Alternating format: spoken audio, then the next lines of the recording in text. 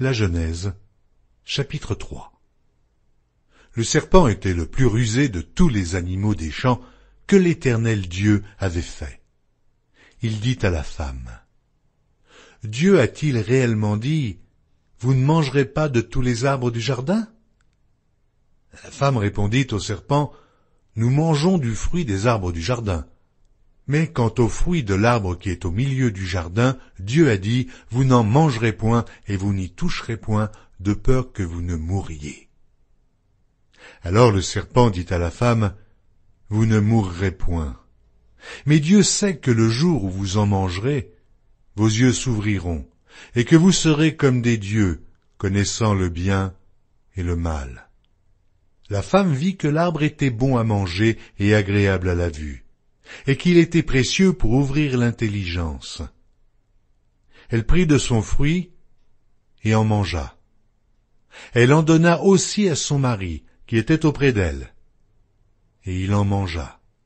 Les yeux de l'un et de l'autre s'ouvrirent, ils connurent qu'ils étaient nus, et ayant cousu des feuilles de figuier, ils s'en firent des ceintures.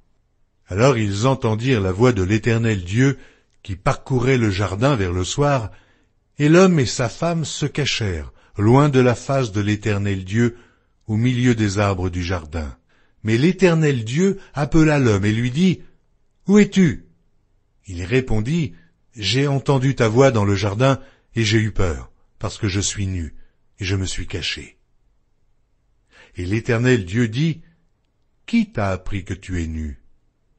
Est-ce que tu as mangé de l'arbre dont je t'avais défendu de manger ?» L'homme répondit, « La femme que tu as mise auprès de moi m'a donné de l'arbre, et j'en ai mangé. » Et l'Éternel Dieu dit à la femme, « Pourquoi tu fais cela ?» La femme répondit, « Le serpent m'a séduite et j'en ai mangé. » L'Éternel Dieu dit au serpent, « Puisque tu as fait cela, tu seras maudit entre tout le bétail et entre tous les animaux des champs. Tu marcheras sur ton ventre, et tu mangeras de la poussière tous les jours de ta vie. Je mettrai inimitié entre toi et la femme, entre ta postérité et sa postérité. Celle-ci t'écrasera la tête, et tu lui blesseras le talon. » Il dit à la femme, « J'augmenterai la souffrance de tes grossesses. Tu enfanteras avec douleur, et tes désirs se porteront vers ton mari, mais il dominera sur toi. » Il dit à l'homme, « Puisque tu as écouté la voix de ta femme, et que tu as mangé de l'arbre au sujet duquel je t'avais donné cet ordre, tu n'en mangeras point, le sol sera maudit à cause de toi. C'est à force de peine que tu en tireras ta nourriture tous les jours de ta vie. Il te produira des épines et des ronces, et tu mangeras de l'herbe des champs.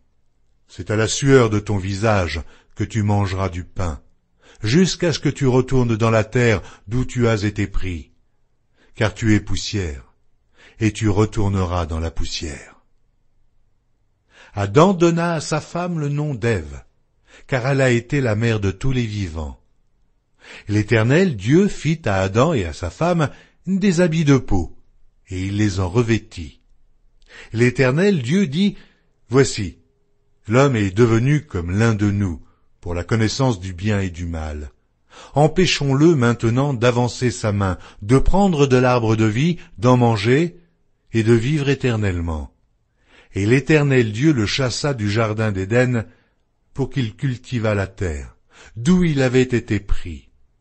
C'est ainsi qu'il chassa Adam, et il mit à l'orient du jardin d'Éden les chérubins qui agitent une épée flamboyante pour garder le chemin de l'arbre de vie.